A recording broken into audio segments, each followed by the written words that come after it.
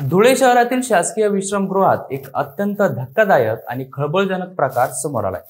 मुख्यमंत्री एकनाथ शिंदे यांच्या नेतृत्वाखालील शिवसेनेचे आमदार अर्जुन खोतकर यांच्या पीएच्या नावाने बुक करण्यात आलेल्या खोलीत तब्बल 5 कोटी रुपयांची रोकड सापडल्याचा गंभीर आरोप माजी आमदार अनिल गोटे यांनी केलाय।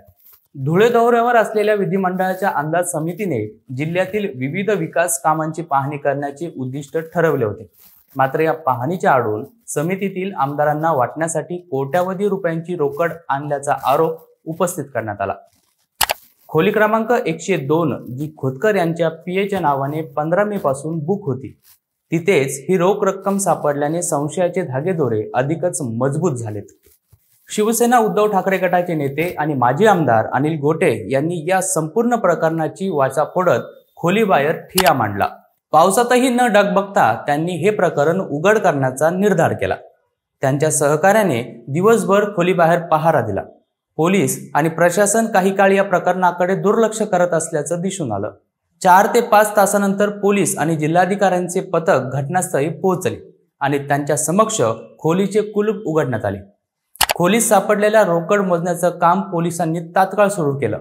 गोटे यांच्या ठिय्यानंतर अंदाज समितीचे आमदार आणि प्रशासन अक्षरशः घामाघूम झाले।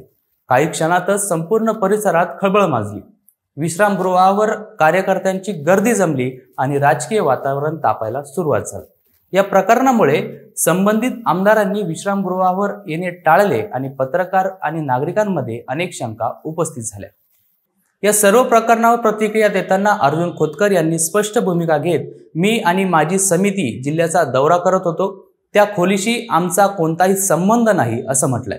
मात्र खोली त्यांच्या पीएच्या नावानं बुक असल्याची माहिती उघड होताच हा बचाव पुरेसा ठरत नाही असं अनेकांचं मत आहे। या घटनेची धग केवळ धुळेपुरतं मर्यादित राहिलेली नाही।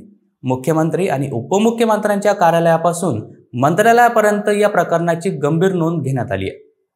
मंत्रालयातून सतत जिल्हाधिकाऱ्यांना फोनाफोनी होत असून पुढील कारवाईबाबत हालचाली सुरू झाल्या आहेत। विधिमंडळाच्या अंदाज समितीचे कार्य राज्यातील विविध विकास कामांची गुणवत्ता तपासणे, खर्चाचा लेखाजोखा पाहणे हे असतं। पण जर या प्रक्रियेचाच वापर आमदारांना प्रभावित करण्यासाठी पैशांचं वाटप करण्यासाठी केला जात असेल तर ही लोकशाहीसाठी अत्यंत धोकादायक बाब ठरू शकते। अनिल गोटे यांनी उपस्थित केलेल्या या गंभीर प्रश्नामुळे संपूर्ण अंदाज समितीच्या कार्यपद्धतीवर प्रश्नचिन्ह उभे राहिले आहे। या सर्व प्रकरणाची चौकशी होणार का? सापडलेल्या पैशांचा स्रोत नेमका कोणता? ते कोणासाठी आणले गेले होते? राजकीय पातळीवर जबाबदारी निश्चित केली जाणार का, की नेहमीप्रमाणे हे प्रकरणही गप्प बसवले जाणार, हे पाहणं महत्त्वाचं ठरणार आहे। राजकारणात पारदर्शकता आणि जबाबदारीची गरज अधिकच वाढली। धुळेतील ही घटना केवळ एक स्फोटक बातमी नसून ती संपूर्ण यंत्रणेच्या नैतिकतेवर आणि जबाबदारीवर विचार करायला भाग पाडणारी अशी आहे। अशाच माहितीपूर्ण व्हिडिओसाठी पाहत राहा सत्य पे सत्ता, म्हणजे थोडक्यात पण महत्त्वाचं।